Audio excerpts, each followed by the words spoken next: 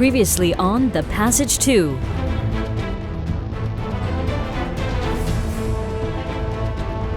Going out, I kept asking my instructor, where's the target? Where's the target? I can't see it.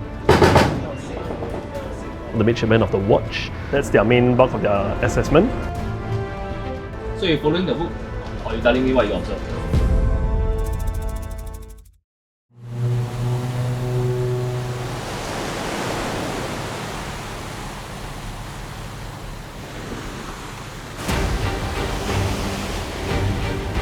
It has been 3 days since the midshipmen set sail for their Midshipmen Sea Training Deployment, otherwise known as MSTD. Up in the bridge, quick assessments and swift decisions have to be made to ensure a safe passage for all on board the ship. It is a heavy responsibility for the midshipmen taking over control for the first time. Rudders, running on pumps 1 and 3. Bow thruster secure MCR, 15 minutes notice for sea. AOPS 2 mem has a ship. Midshipman Jerry has a call. Midshipman watch on deck. What's your course to steer? 333. Let's try again. What do you ask for the first mistake?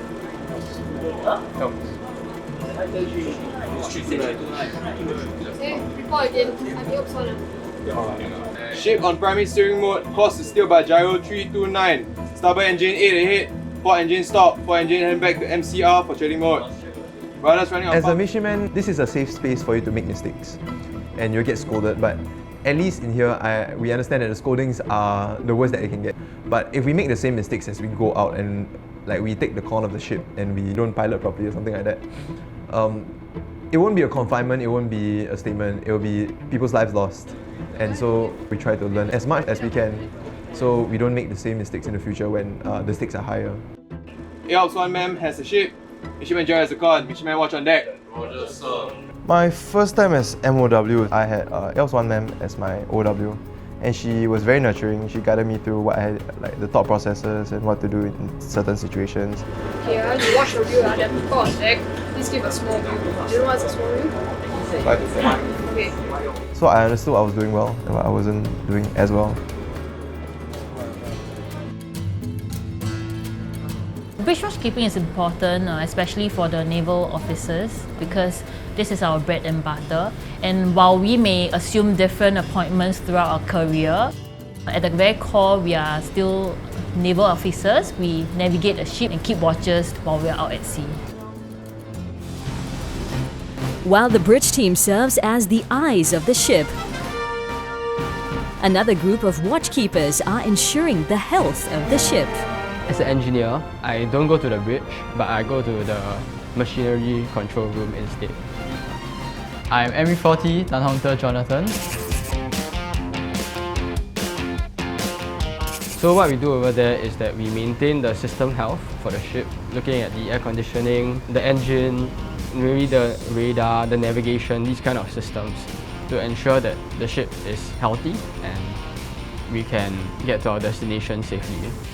So for Naval Warfare System Engineer, this is their first time coming on board ship. It's also a good opportunity for them to be exposed to the actual machinery that they will be in charge of in the near future.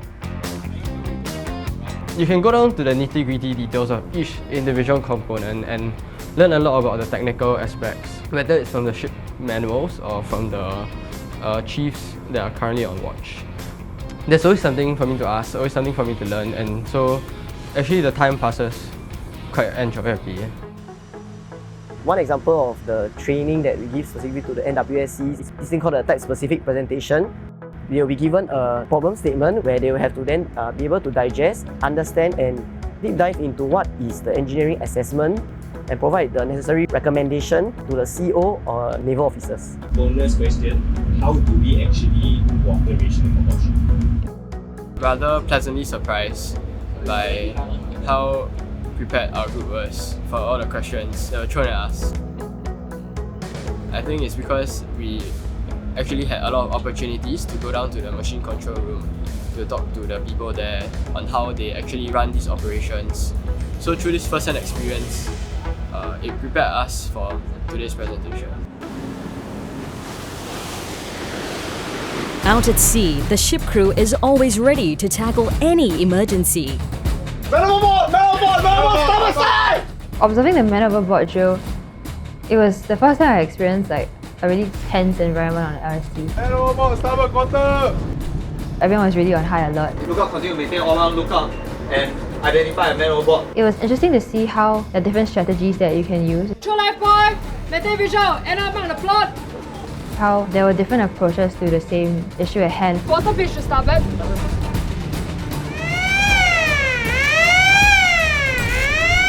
How you can deploy different assets in order to recover the man overboard. And one essential skill that all sailors must know by heart: firefighting and damage control, also known as FFDC. We are all we have on board the ship. Should any emergencies happen, there's no one else around, so we are the only one that can save ourselves. FFDC is a major training component for the midshipmen during MSTD. For FFDC, the key role for the midshipman is to take on the officer of the day role. What they'll be doing is learn how to take charge of the team and then to deploy manpower accordingly, what to do to react to the situation and look ahead what needs to be done. If it's really a fire, what we do? The OOD needs to be able to tackle multiple emergencies. Body cooling established, power accelerated, ventilation crash stop, fire bomb started ready. Is there any other information you want from him? So what else? You can't be one step ahead, you can't be two steps ahead, you have to be multiple steps ahead Report to me if there are any more victims. to predict or envision what's actually going to happen. Taking on the role of OOD can get overwhelming for the midshipmen who are doing the FFDC drill for the first time.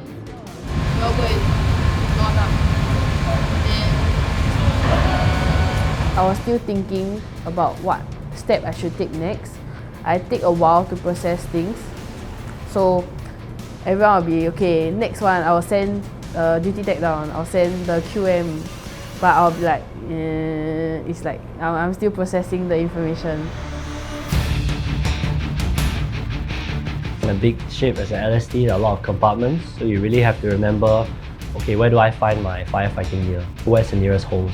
Where should I start boundary cooling? Where should I start door entry procedures? What if there's a casualty that happens halfway? It's really a lot of things that you have to think about, and the instructors really put you in stressful conditions and see how you perform. They are over there boundary cooling for the last 10 minutes already. Are you going to send anybody to help them or not? The pressure is immense because the stakes are high. SOD, your first priority must always be your casualty. Your men cannot die. The midshipmen also take on other roles on the duty team during their FFDC training. These include duty SS, duty tech, quartermaster and hostman. Why we put them through the rigor of assuming those other roles is because we want them to understand what their charges in the future would experience and therefore know what would they be going through while dedicating certain tasks to them.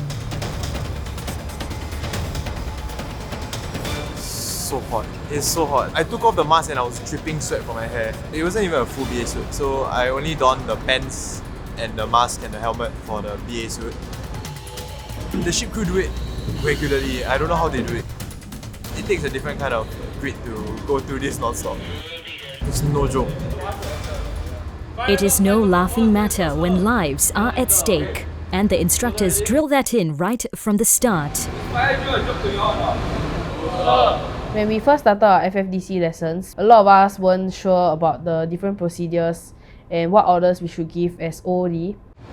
How do you think they'll feel when they see their future officers not being able to make decisions?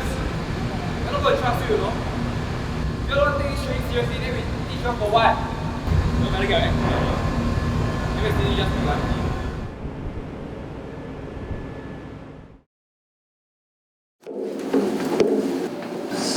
3 in the morning, gonna go for my morning watch duty from 4 AM to 8 AM.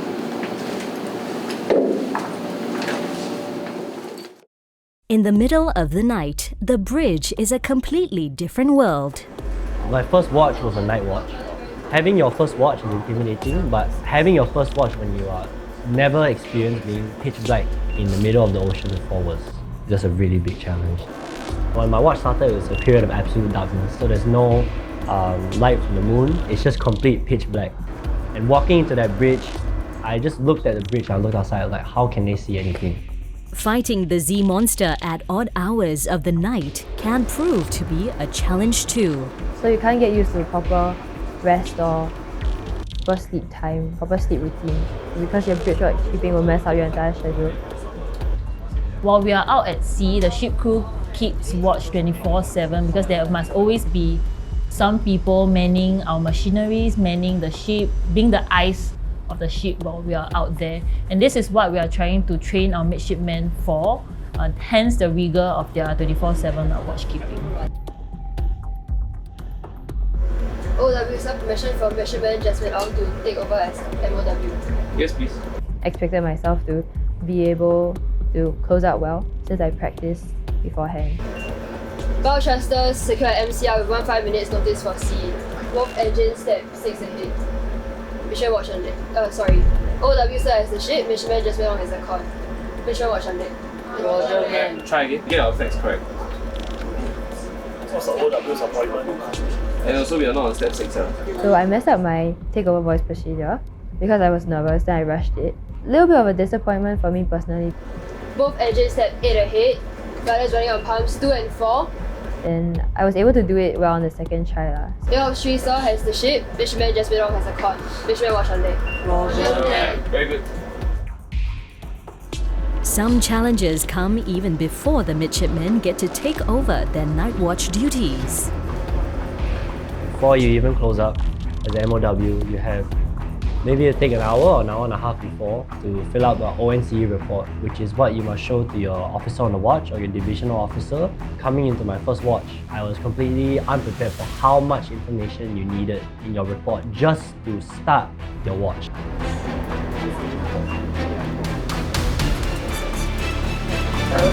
How long more you need to close up? 5 minutes.